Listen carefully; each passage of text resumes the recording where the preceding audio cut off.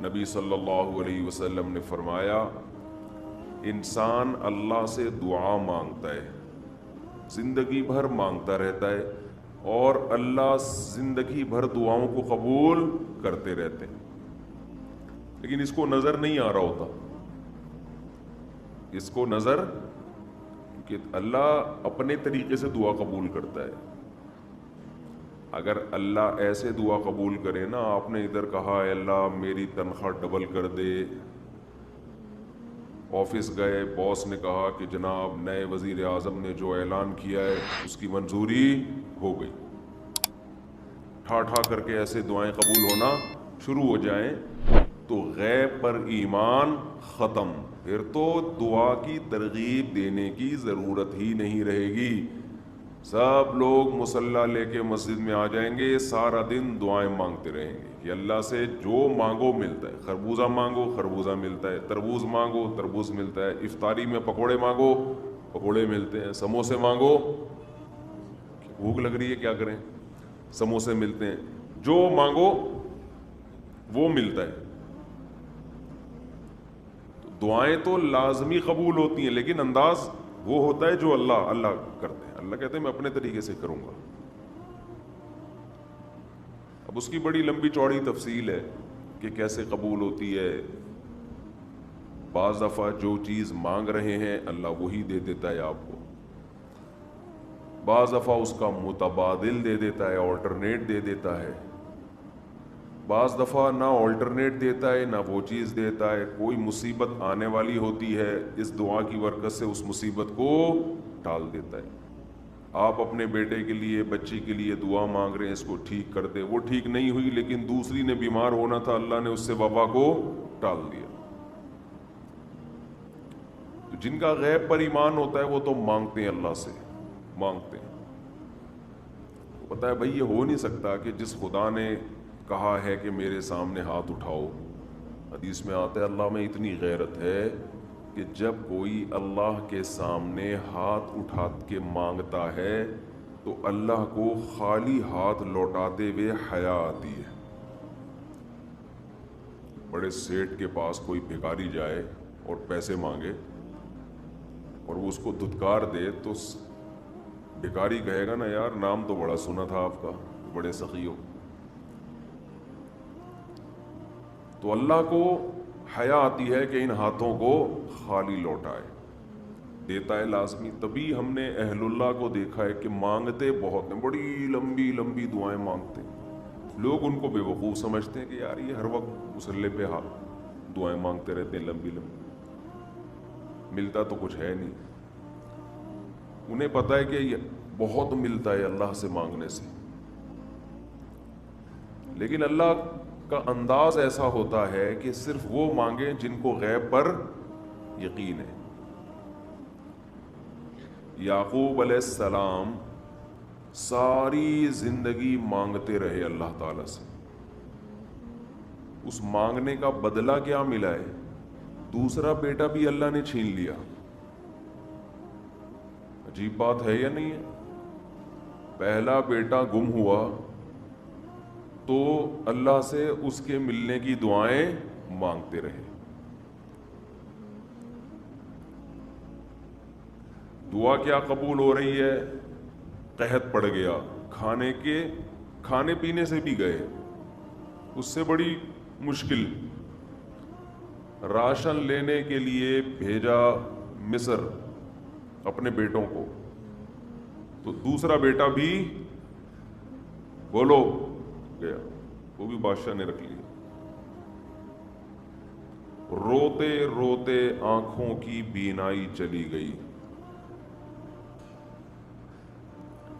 آپ کی اولادیں آپ سے کیا کہنے لگی؟ تاللہ تفتأ تذکر یوسف، اللہ کی قسم آپ یوسف کو ابھی تک یاد رکھا ہوا ہے، حتی تکون حرضا او تکون من الہالکین، آپ کی جان نہ چلی جائے۔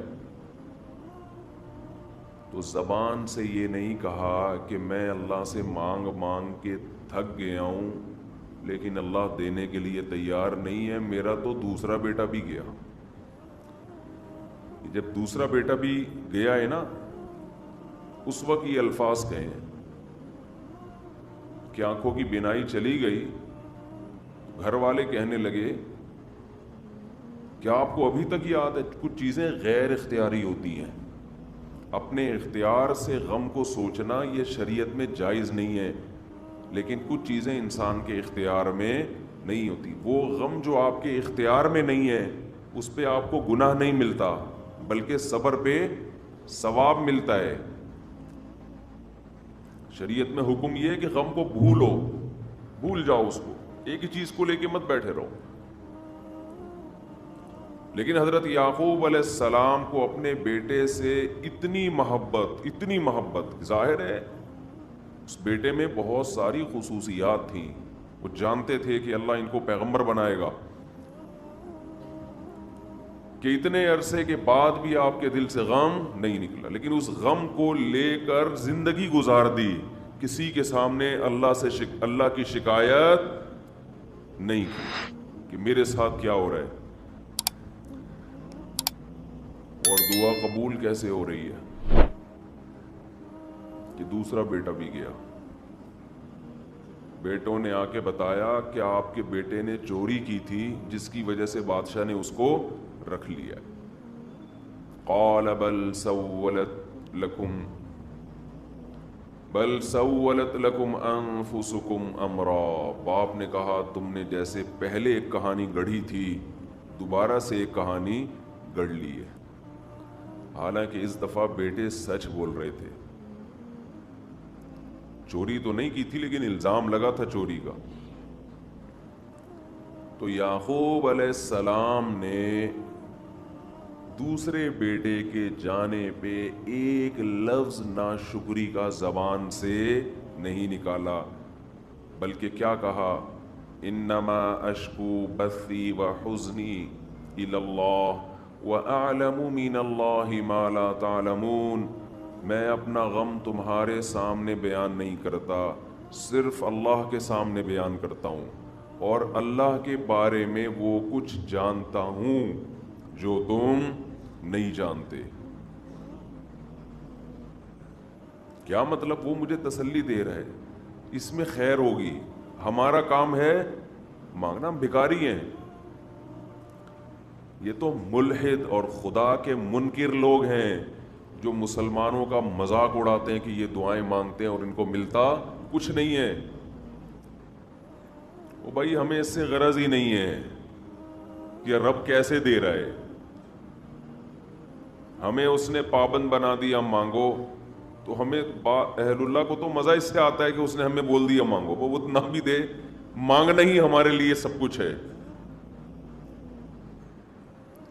تو میں جو بات عرض کر رہا تھا وہ یہ تھی کہ یعقوب علیہ السلام مانگتے رہے، پھر دوسرا بیٹا بھی چھن گیا، کوئی لفظ مایوسی کا زبان سے نہیں نکالا۔